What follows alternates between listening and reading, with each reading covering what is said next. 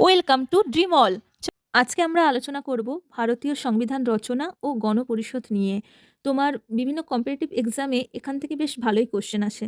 চলো, তো গণপরিষদ, এই গণপরিষদটা তো একদিনে গঠিত হয়ে যায়নি, এর পেছনে কিছু ইতিহাস রয়েছে। তোমার 1934 খ্রিস্টাব্দে এম.এন. রয় ফার্স্ট এই ভারতের ক্ষেত্রে যে একটা গণপরিষদ দরকার সেটা তিনি বলেছিলেন। এম.এন. রয় হচ্ছেন first put forwarded for an Indian constitution assembly.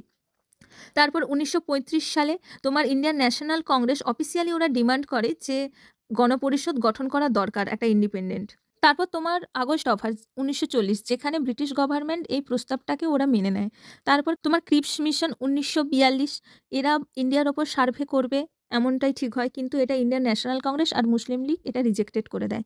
তারপরে এলো ক্যাবিনেট মিশন। তোমার এই ক্যাবিনেট মিশনের পরিকল্পনা অনুযায়ী 1946 খ্রিস্টাব্দের নভেম্বর মাসে গণপরিষদ গঠন করা হয়। আর এই গণপরিষদের প্রথম অধিবেশন অনুষ্ঠিত হয়েছিল 9th ডিসেম্বর 1946 সালে।